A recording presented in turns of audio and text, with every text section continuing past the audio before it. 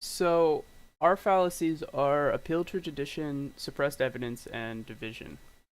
Just jumping right in here.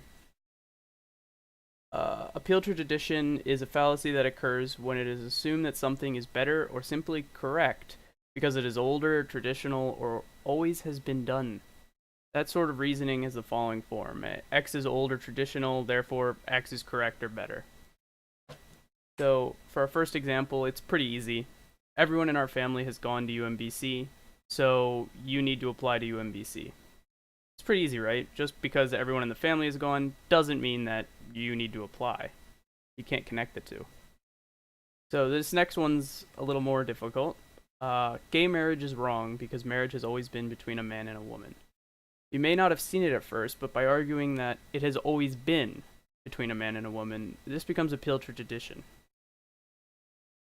So, next is suppressed evidence. The suppressed evidence fallacy occurs when an argument ignores important information which outweighs the presented information and would entail a very different conclusion. This is Bob. Bob wants to get rich. Bob decides to sell new guitars. But what Bob does not tell his customers is that the guitars are just refurbished. These three pictures are another example of suppressed evidence. Each of these pictures is an advertisement for women's beauty products. However, what is not mentioned in any of these advertisements is that each of these pictures has been photoshopped. The division fallacy occurs when one erroneously transfers the qualities of a whole to its individual parts. So for our first example, the employees of Apple donate a lot of money to charity.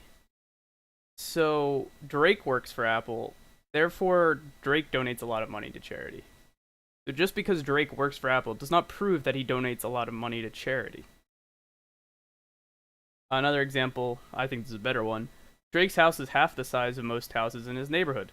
Therefore, his doors must be half the size of most doors. Even though the house is smaller, the size of the house is not directly related to the size of the parts. It is therefore invalid to conclude that the doors would also be smaller. So, here's our sources. Thanks.